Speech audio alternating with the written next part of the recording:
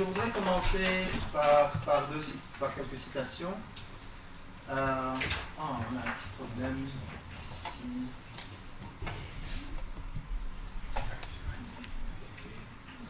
Je crois que c'est ça le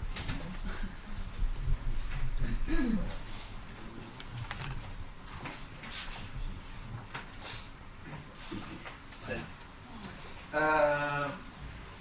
Commençons par Julian Assange, le leaker notoire. Et ici, il parle dans un entretien dans le Rolling Stone, il parle de l'effet de Wikileaks sur le printemps arabe.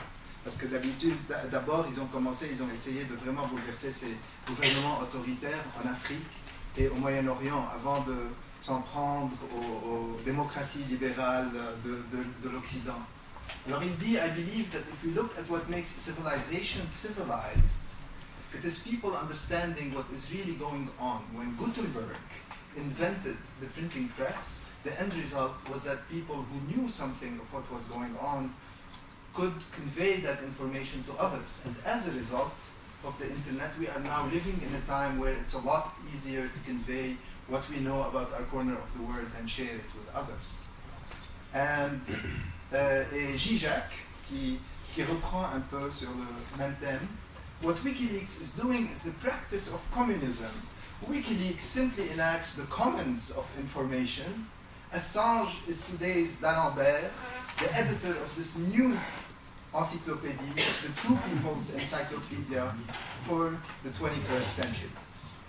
Et quelques pages plus tard, Zizek dit, we didn't really learn from Snowden or from Manning anything we didn't already presume to be true. But it is one thing to know it in general and another to get concrete data.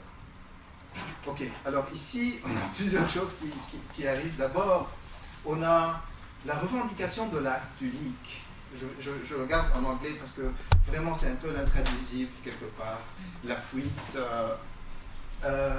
Alors il y a cette revendication de cet acte, après tout bien sûr, comme un acte civilisateur et aussi un acte de lumière ou bien quelque chose qui met le Wikileaks et le leaking comme dans une trajectoire des lumières, d'informations.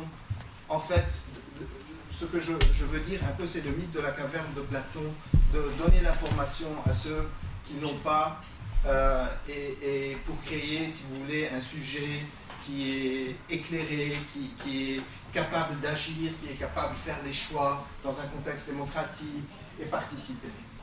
Et bien sûr, pour Zizek, il reprend ça, il dit ça, c'est le travail vraiment de la nouvelle encyclopédie. Et pourtant, Zizek, il dit, ils nous ont rien appris.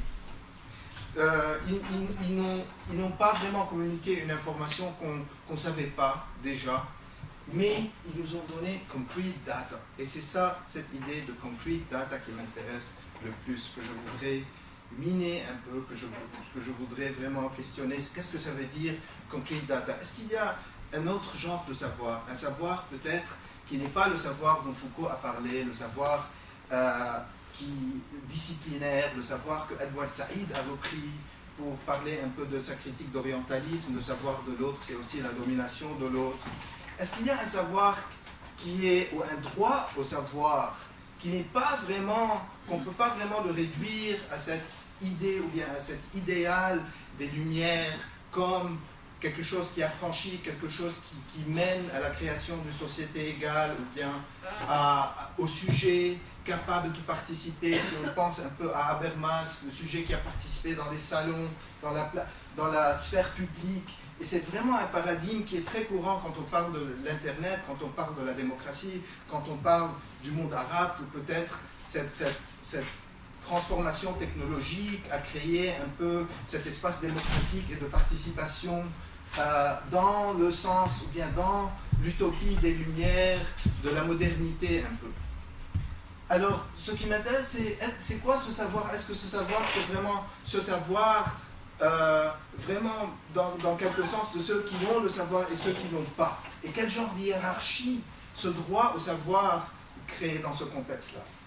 Et est-ce qu'il y a quelque chose qui est concret un savoir qui est concret, qui est matériel, qu'on ne peut pas vraiment réduire à un système de savoir dans un contexte idéologique, politique, qui remonte même à la Renaissance, à partir de Gutenberg, que Assange est en train de revendiquer, et qui passe après par l'encyclopédie, par d'Alembert.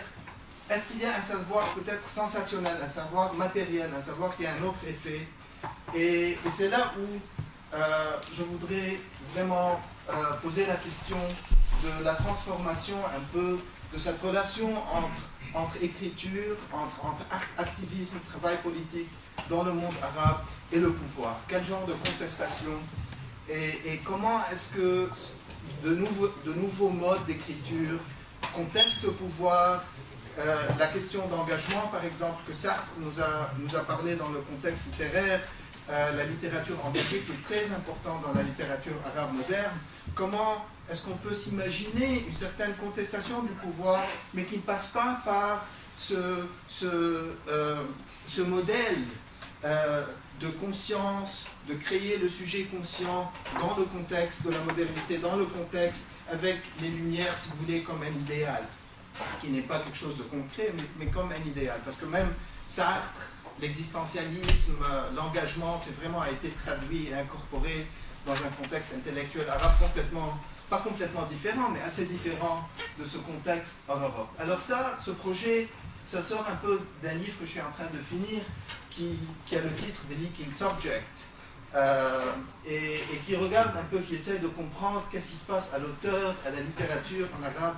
C'est adab. Adab, c'est aussi, ça veut dire la morale, ça veut dire les belles lettres, ça veut dire les bonnes manières, et ça veut dire, c'est le résultat de ce procès civilisateur dont Assange a fait allusion tout à l'heure. Si on pense un peu au travail de Norbert Elias, par exemple, l'effet civilisateur, cette idée de vraiment refouler quelque chose de chaotique, refouler de quelque chose qui n'est pas la cuisine, la bouffe, la préparation, tout ce qui est messy, si vous voulez, en anglais. Alors, quelles sont la critique du pouvoir qui sort un peu de ces nouvelles pratiques politiques de confrontation, de contestation? Et ça continue un peu dans le contexte de mon travail sur l'affect. Et l'affect, maintenant je vais essayer de vous expliquer l'inexplicable, pour revenir un peu au top de Emily, l'intraduisible, un peu l'affect, quelque chose qui est vraiment à la limite ou bien à l'intersection de la métaphore et du matériel.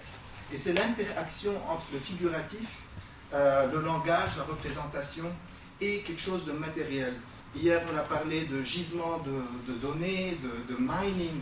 Aujourd'hui, on va parler de leaking. Et vraiment d'interroger cette relation entre leaking comme acte, comme condition, le corps qui fait fuir des fluides dans de contextes différents, mais aussi faire fuir des secrets d'État, faire fuir de l'information comme une relation, établir une nouvelle relation à l'autre.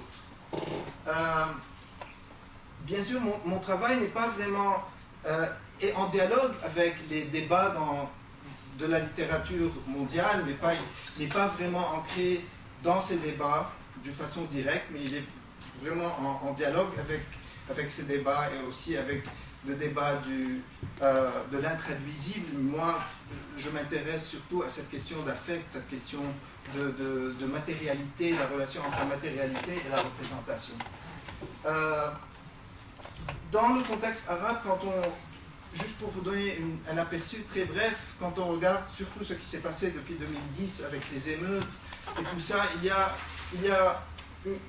y a une tentative vraiment soit de dire que c'est la génération Facebook qui est responsable de tout cet élan révolutionnaire, si vous voulez, qui, comme on le voit, est un peu chaotique, pour dire le moins un peu chaotique, ou bien est-ce que c'était vraiment des mouvements révolutionnaires traditionnels qui ont mené à ceci? Alors, la question qu'on se pose dans les changements politiques dans le monde arabe qui sont liés vraiment à ces blogueurs qui ont commencé dans les années 90, 2000, à contester le pouvoir, à contester les pratiques autoritaires en Égypte, en Tunisie et tout ça, et aussi à écrire une nouvelle littérature. Il y a une génération une génération nouvelle d'écrivains arabes, il y a des prix de littérature arabe maintenant, c'est quelque chose de très vivant, tout le monde est auteur au Caire, à Beyrouth, tout le monde vraiment est engagé dans une certaine écriture à partir des années 90.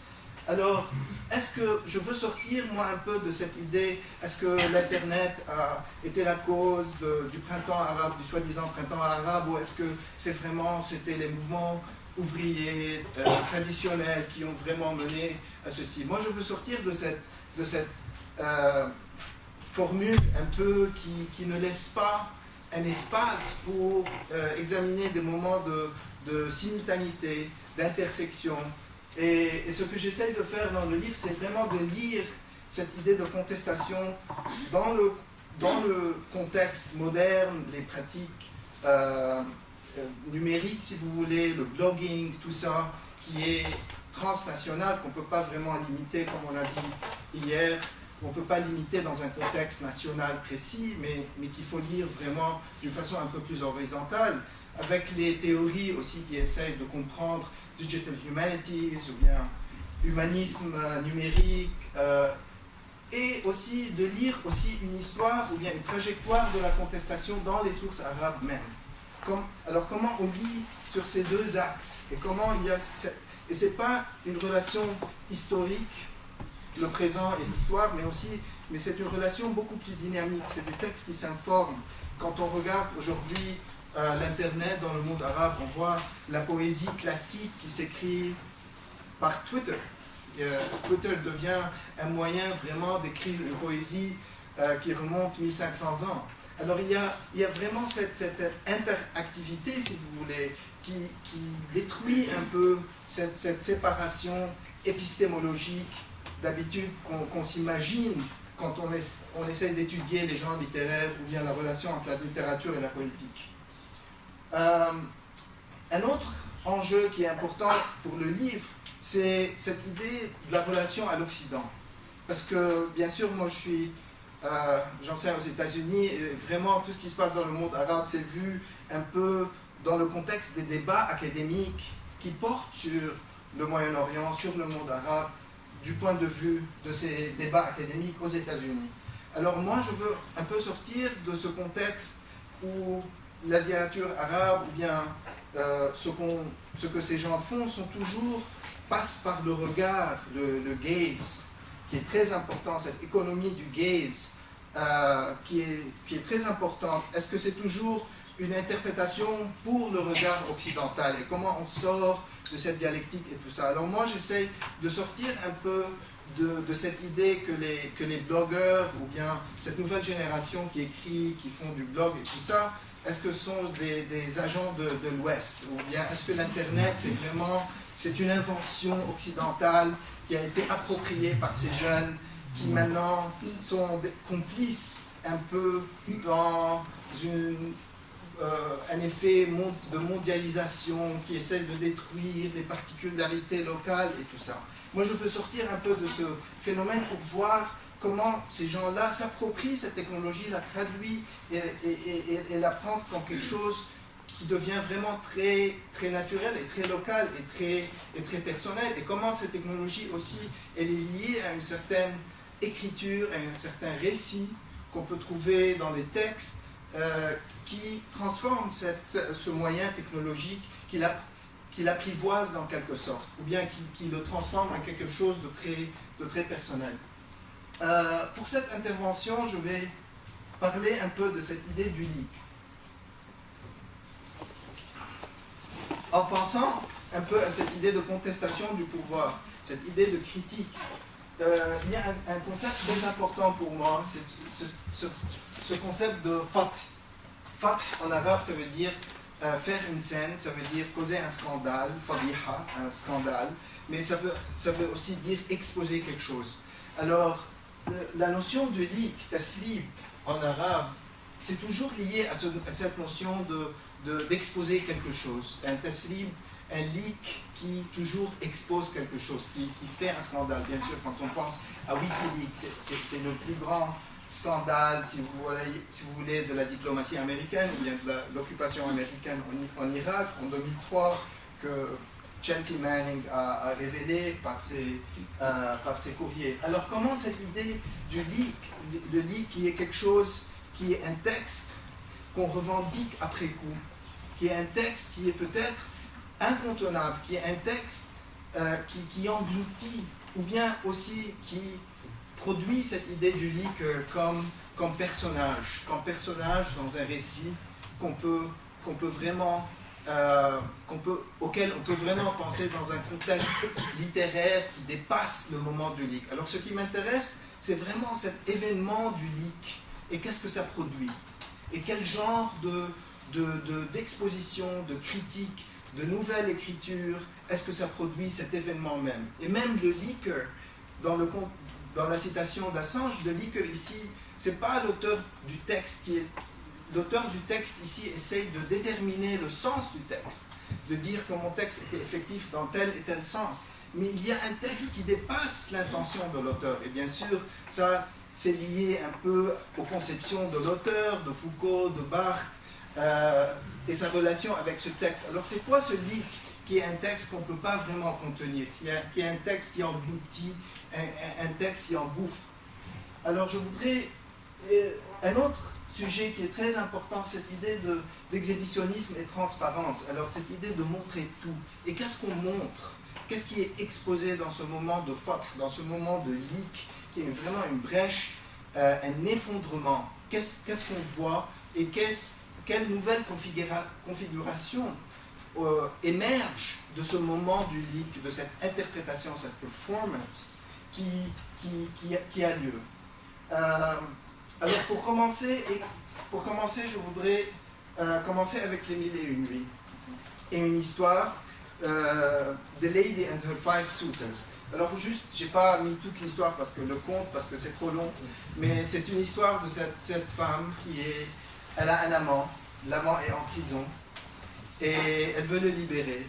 Alors elle va séduire le chef de la police, elle va séduire le juge, même le roi, même le sultan, et elle va les inviter tous chez elle. Et ce qu'elle va faire, c'est qu'elle va construire un genre de tiroir, comme des catacombes en fait, et elle va demander à un menuisier de lui construire ce genre de tiroir, et le menuisier ne comprend pas pourquoi cette dame elle est venue lui demander, et elle invite le menuisier même à cette soirée chez elle, et elle décale les invitations. Alors, quelqu'un vient à 7h15, quelqu'un vient à 7h30, elle les décale. À chaque fois qu'une personne arrive, elle lui ôte ses habits, elle le met en robe de chambre, et elle prend sa signature, signée de release form, de la libération de son amant, le chef de police et tout ça. Elle lui dit, oui, j'ai un frère qui est en prison. Alors l'amant devient le frère.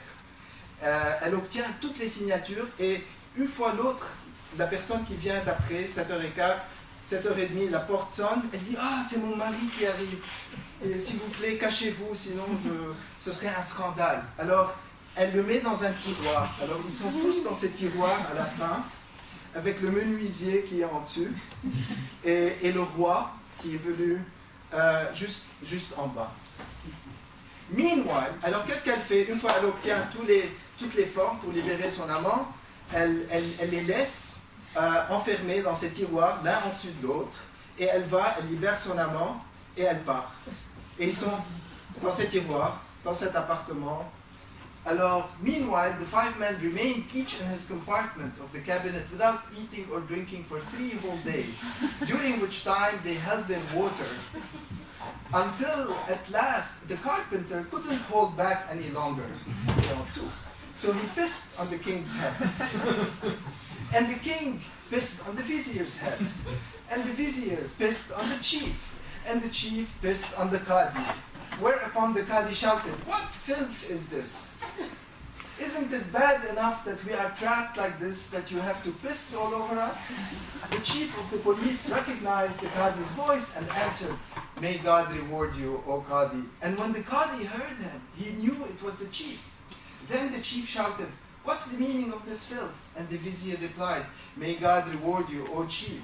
So that he recognized him as the vizier. Then the vizier shouted, "What is this nastiness?" But when the king heard his vizier's voice, he recognized it, so he kept silent to conceal his plight. Then the vizier said, "May God curse this woman for the way she has dealt with us. She has brought together here all the chief officials of the state, except the king." Said the king, "Silence, for I was the first one to be entrapped by the shameless whore." And they began talking with each other, diverting the king and reducing his shame. Ok, alors là, quel genre de savoir? Comment on se reconnaît? Comment est-ce qu'on devient conscient de l'existence de l'autre? C'est à travers le leak. Et en même temps,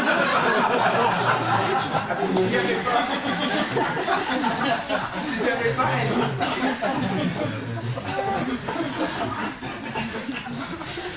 ben le leak, il déclenche cette relation à l'autre, et ils deviennent discursifs, ils se rendent compte que l'autre existe à travers ce leak. Et non seulement, alors le leak expose l'autre, et aussi expose l'humiliation de l'autre. Alors la subversion du pouvoir est exposée dans le moment du leak. Alors le leak ici n'est pas seulement une fonction du corps comme ça, involontaire, mais aussi que c'est quelque chose qui intervient dans la structure du pouvoir, et qui l'interroge, qui l'humilie, et qui l'expose dans le sens qu'on se rend compte que le roi est là, et en même temps, on se rend compte que le roi est humilié. Alors c'est une double exposition, et c'est ça le fait que j'essaye de vraiment, auquel je veux qu'on pense. Alors c'est pas vraiment le savoir encyclopédique qui veut vraiment créer une taxonomie, qui veut vraiment contrôler l'autre, mais c'est un savoir quelque chose qui est corporel, qui est involontaire, qui est affectif, c'est ça l'affect auquel je pense, et qui devient discursif, qui rentre dans l'ordre du savoir, mais pas d'une façon visuelle. On reconnaît le roi avec sa couronne ou bien ses habits officiels, mais c'est quelque chose à travers le lit. Une autre histoire des Mille et une nuits. Alors, quelle est la relation entre le leak et la fiction et la littérature? Là, on va comprendre. Alors ça, c'est une histoire. Il y a la femme de Haroun el-Rachid, la Lady Zubayda. Alors, cette grande dame qui vit dans le harem avec ses servantes et tout ça. Alors, une de ses servantes qu'elle aime bien, elle tombe amoureuse d'un marchand dans le souk.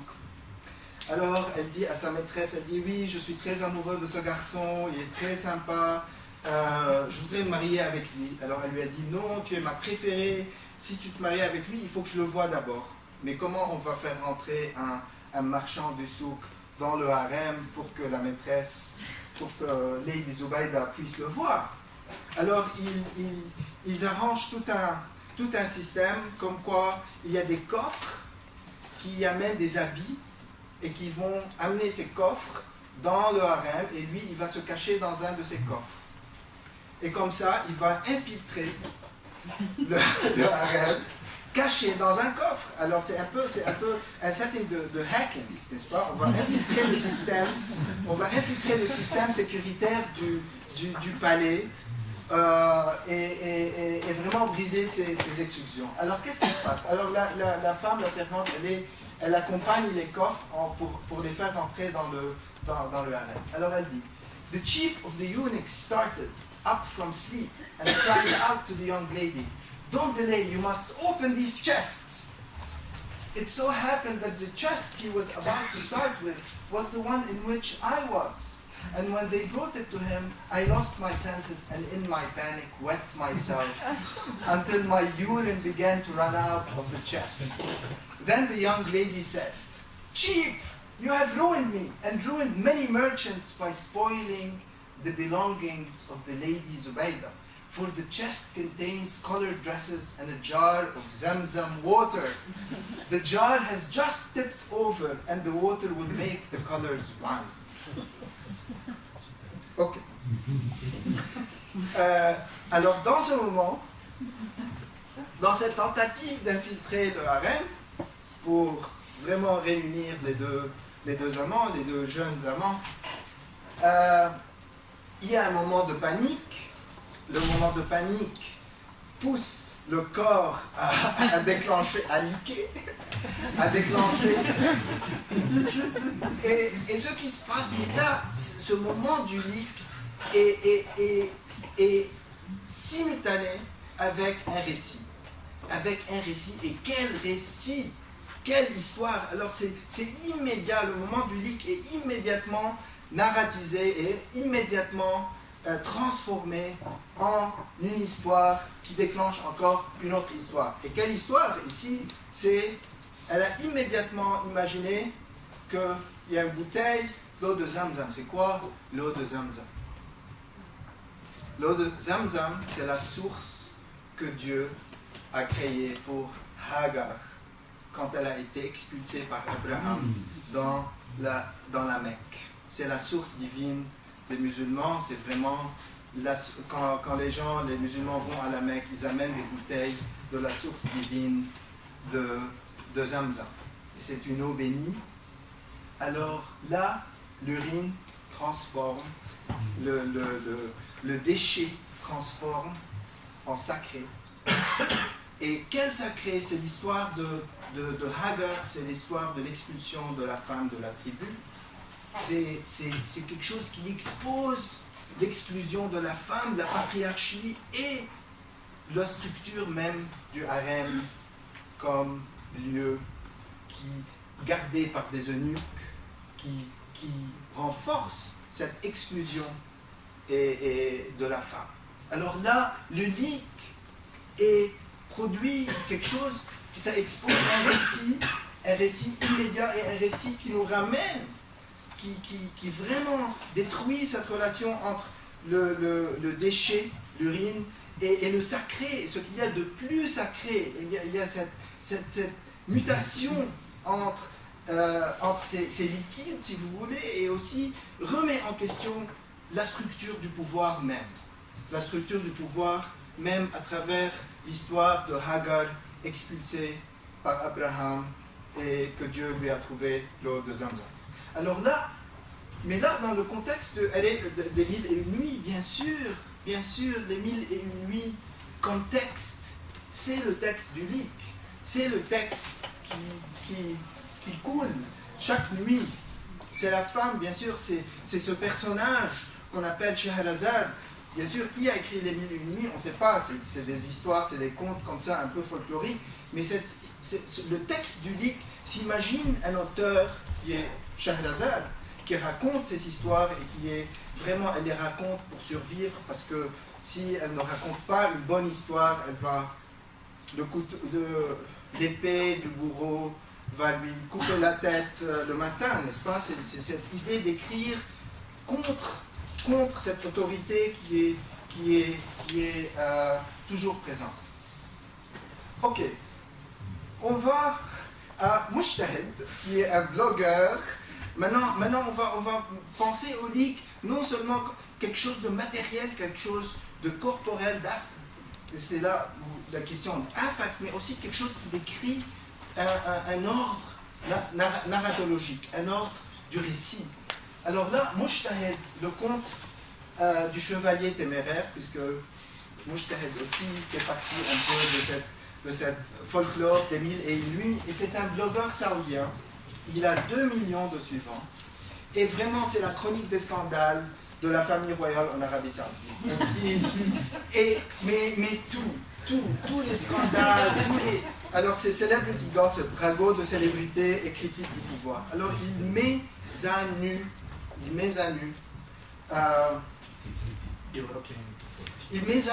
vraiment tous les violations, tous les excès du pouvoir en Arabie Saoudite. On ne sait pas vraiment qui il est, alors c'est très important. C'est le leak, l'auteur du leak ici, c'est un personnage imaginaire. Il a un nom de plume, Mujtahid, qui veut dire le studieux, diligent et l'exagète. Et lui, Faris, il écrit ici Haris wa Hammam, ça veut dire c'est un chevalier téméraire. Alors lui, il protège, c'est une description d'un personnage un peu comme Shahrazad. Alors le leaker, celui qui lance les alertes, qui nous amène tous les ragots, mais aussi des scandales politiques qui ont lieu dans son pays et qui est suivi par 2 millions de personnes. Vous imaginez 2 millions de personnes dans un pays comme l'Arabie Saoudite, presque tous les gens qui ont Internet le suivent et qui racontent tout ce qui se passe. Et non seulement il les raconte, mais aussi c'est une interprétation. Et il dit, ce jour-là, à vendredi, à 5 heures, vous allez vous réunir et je vais commencer à faire du tweet sur les derniers scandales de la famille royale. Alors là, c'est une live performance en fait. C'est pas seulement quelqu'un qui raconte, qui donne le savoir et qui le présente d'une façon comme ça encyclopédique, mais c'est quelque chose il performe, il l'interprète. Alors là, on a un texte littéraire, une interprétation qui crée un suspense, qui recrée un peu cette idée des mille et une nuits, parce que peut-être ce soir, je vais vous donner le dernier scandale. Après, il arrête, il dit, quand je reviens, vous allez avoir la suite de l'histoire. Et alors là, cette critique du pouvoir, cette faute que j'essaye de vraiment... auquel j'essaye de penser comme une nouvelle pratique de critique, de contestation, mais qui est vraiment intimement liée à un ordre de fiction, de récit, à un nouveau récit qu'on peut vraiment lire dans les nuits et quelque chose qu'on voit sur l'internet, mais aussi qu'on voit dans les nouveaux des blogueurs. Alors là, ça c'est Al-Abbas. Et aussi, il a un nom de guerre, le Shattam, ça veut dire qu'il insulte tout le monde, c'est l'insulteur, l'injureur. Et ouais, elle aussi, c'était le premier à montrer la vidéo de torture qui a vraiment fait sensation en Égypte en 2006. Alors là, je veux revenir à Julian Assange et dire, Monsieur Assange, les blogueurs égyptiens étaient avant toi et ils faisaient les leaks avant toi, et une de ces vidéos, Ahmad Kabir, qu'on voit, c'est un truc atroce, c'est quelqu'un qui se fait torturer sexuellement par la police en Égypte, et c'est eux qui ont mis la vidéo, c'est la police même qui a mis la vidéo, c'est comme si pour multiplier l'acte de torture et d'humiliation. Alors, mais une fois, a pris cette vidéo, il l'a pris d'une façon sur Bluetooth, dans une manif, il y a 2 jeunes qui lui ont donné, qui lui ont filé, mais une fois qu'il l'a pris et il a commencé à la circuler, celui qui est exposé, celui qui est humilié, c'est plus la personne qui est torturée, mais c'est le régime même, c'est l'autorité même. Alors il y a un excès, une prolifération, une accélération de ces moments d'humiliation, de scandale, qui était censé toucher certaines personnes, certaines victimes du pouvoir, qui à la fin engloutit le pouvoir même. Alors là, le texte du leak, ce n'est pas un texte qu'on peut contrôler, l'intention de l'auteur est effondrée et c'est quelque chose qui devient sujet d'une certaine circulation qui engouffre bourreau également. Et enfin, ça c'est Talmud Bishar, qui est un roman saoudien, a été traduit par Frédéric Lagrange, ici à la Sorbonne, Étincelle divine, ou bien les basses œuvres, et aussi c'est un texte littéraire qui reproduit, c'est un peu Salo, c'est un peu Pasolini Salo du pouvoir en Arabie Saoudite. Alors là, la relation entre littérature, le Twitter, le blog, le scandale, c'est une relation qu'on doit penser ensemble, en même temps, d'une façon simultanée, pour comprendre quels sont les nouveaux genres littéraires, mais aussi quelles sont les nouvelles formes, quels sont les nouveaux outils de critique du pouvoir qu'on voit, qui nous donnent une relation différente entre littérature et politique. Et j'arrête là, merci.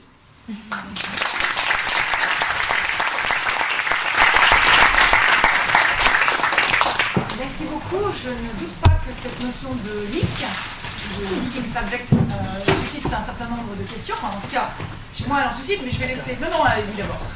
Merci beaucoup. Moi, j'ai une observation, mais à mon avis, elle est complètement erronée, parce que c'est à cause de mon ignorance, puis une question. La première, c'est qu'il leak et tout ça, c'est associé aussi à dribble en anglais. Et c'est très important pour toute une série de raisons, parce que ça, voilà, parce que tu as évoqué certaines dimensions. Non, mais aussi il y a la dimension sportive. Hein. Oui. Il y a toute une série de connotations qui sont très très importantes, dont certaines syncopations de la livraison, de la sortie, de la circulation de l'information. Et surtout quand on pense à l'arabe, et il faut que tu m'autorises, dans le tasrir, il y a sir, évidemment. Tasrib. Le tasrib, il y a sir. Tasrib. C'est un B. Mais je sais, oui, dans oui. C'est ça, oui, le secret. Il y a le secret. Et du coup, la problématique du secret, c'est assez intéressant, parce qu'il n'a pas eu probablement le temps d'évoquer. Non, mais je... Voilà, parce que ça se fait par l'exclusion, en communiquant avec quelqu'un, puis après tu vas rejouer le... Absolument. La raison pour laquelle je tourne autour de ça, c'est surtout quand il arrive à la fin avec Mujtahid et d'autres, et en évoquant Zamzam et ainsi de suite avec cette hiérarchie, il me semble qu'il y a un jeu également entre blasphémie et euphémisme. Oui. Qui se joue à la fois au niveau linguistique, étymologique et de suggestion, et en même temps dans le geste lui-même qui peut être considéré à la limite du blasphème et de l'euphémisme. Oui. Et là, je me pose la question, parce que tu as évoqué par exemple le modèle de la circulation liquide, on va dire. Si je me rappelle très bien, dans les versions des Nizam, et dont j'oublie le titre maintenant avant de...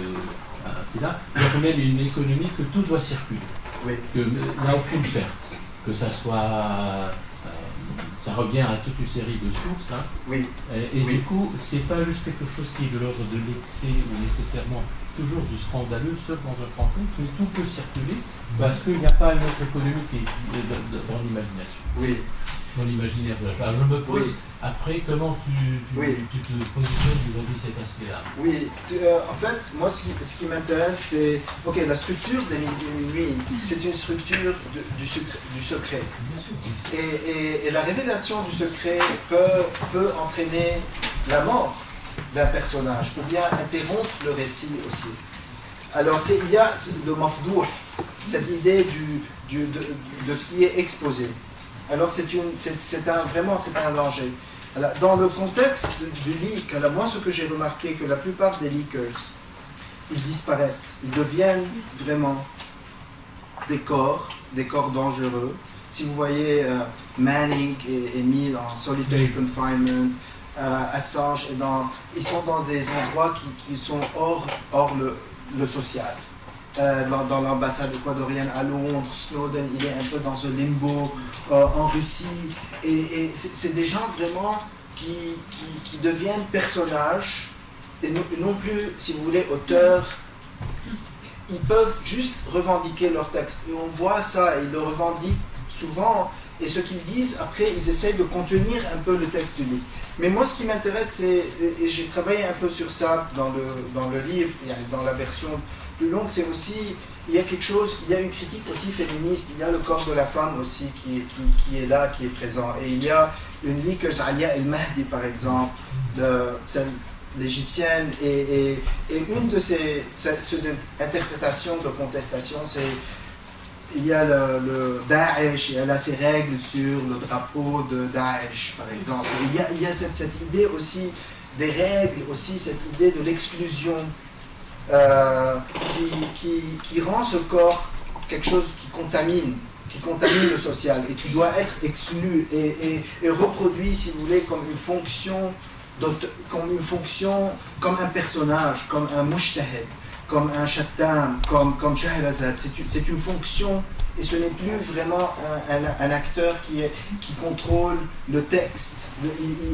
Lui et les secrets qui est en train de révéler sont tous les deux, si tu veux, engloutis dans ce Leaking Act qui va au-delà d'une certaine information importante qui a été révélée et qui a un certain effet. Mais c'est vraiment cet effet du leak qui engloutit le leaker et le leak. Alors, bien sûr, on sait que dans les contextes, parce que moi je m'intéresse à cette idée de hacking aussi, cette idée aussi c'est quelque chose qui vulnérabilise le système sécuritaire, mais aussi qui le permet de se redresser en même temps. Alors c'est comme les compagnies qui donnent $1 million, un prix pour un hacker qui arrive à trouver la vulnérabilité dans le système. Alors ça, c'est aussi, on le voit dans l'effondrement produit aussi un redressement, si vous voulez. Et il y a ces gens-là qui veulent dire, oui, nous on veut, par exemple, il y a des attaques sur des auteurs qui à la fin disent, non, ça c'est pas la vraie littérature, ils ne comprennent pas la littérature. Il y a une revendication, par exemple, de la littérature, ou bien de la démocratie, ou bien de la liberté. Ces moments de revendication, moi ce que j'essaie de comprendre, est-ce que ces moments sont conservateurs? Est-ce qu'ils veulent nous ramener à une certaine notion idéalisée un peu de la littérature qui n'existe plus?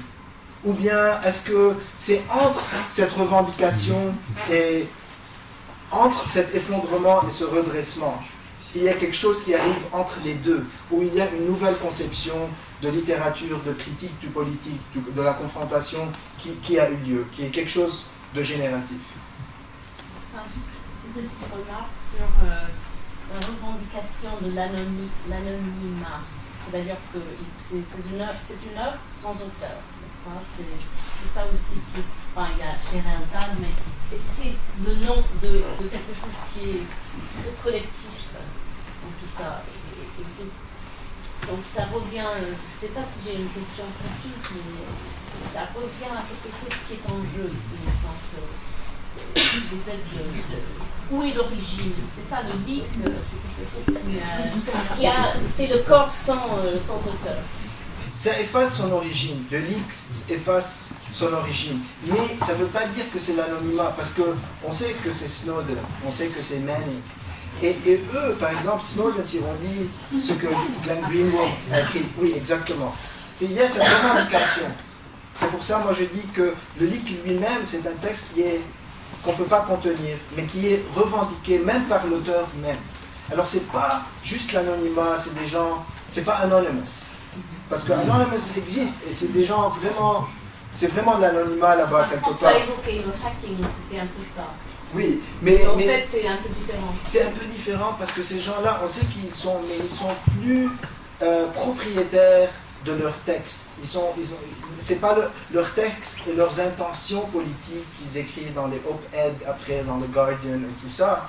Ça n'a rien à voir un peu avec l'effet du texte et le texte lui-même comme quelque chose, comme une fiction qui maintenant a une vie qui dépasse un peu, qui a dépassé le moment, l'origine.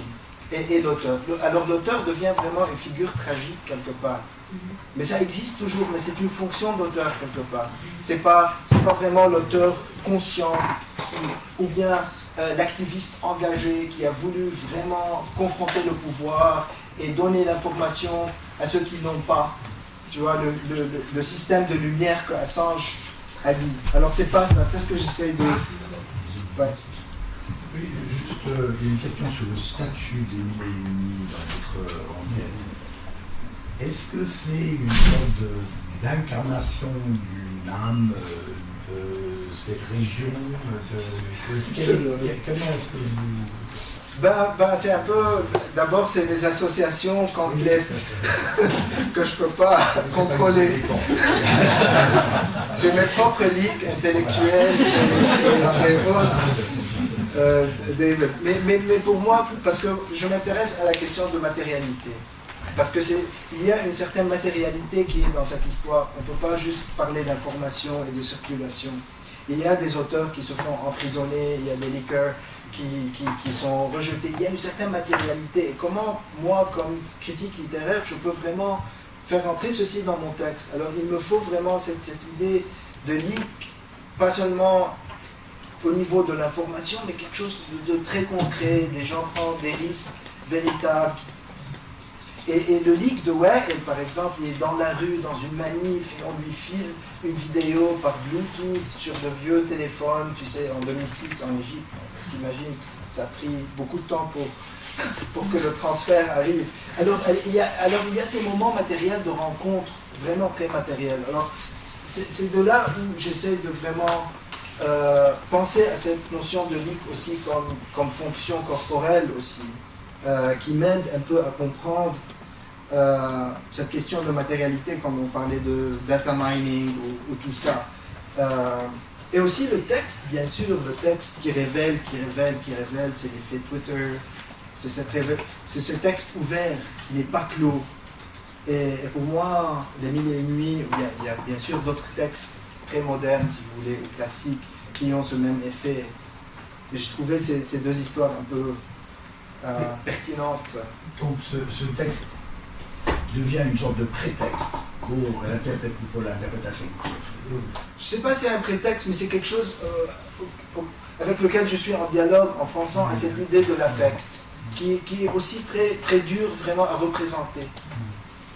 Et sans vouloir juste la représenter dans la tradition de Deleuze ou bien de Sedgwick, ou bien, vous voyez, alors aussi j'essaie de créer cette dynamique avec les sources arabes pour penser un peu à de nouveaux outils conceptuels, pour essayer de comprendre ce qui se passe à l'intersection du virtuel et de la pratique littéraire, ou bien même de la contestation du pouvoir. Bien, merci. Alors une toute dernière question, parce que je crois que... Yeah.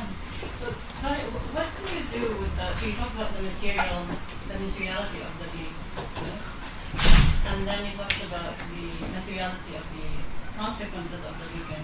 Yeah. But what about how material is the leaking effect on society? Given that it actually didn't achieve anything in society. I mean, what I'm interested in is really also how do we... Okay, there is this notion, how do you re-engage the reader?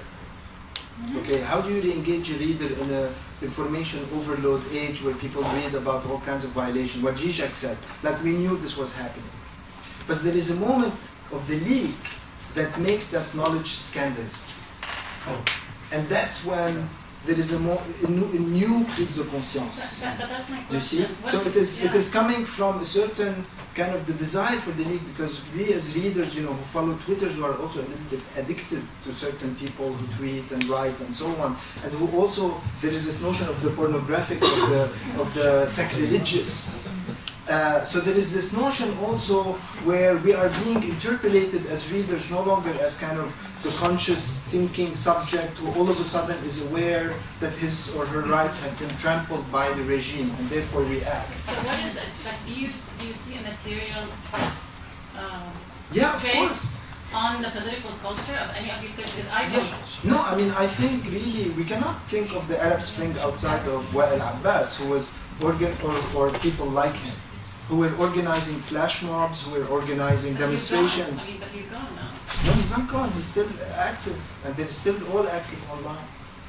And that's why I don't think like I think like we can't like to come back to the idea like what caused the Arab Spring. I don't like this question at all. I think it's the wrong That's question. not what I'm asking. But I think we cannot separate the political transformation that kind of triggered a lot of these mass movements outside of these new writing and political practices. That's what I'm saying. And I think there was a sense of people were interpolated at some point by the kind of amount of these viral videos that went, and they've been going since 2006, so like really 5 years before it hit big time. So to read what happened, we have to also read it within this culture of scandal, of leaking, of shaming, but also of new literature. Je crois qu'il va falloir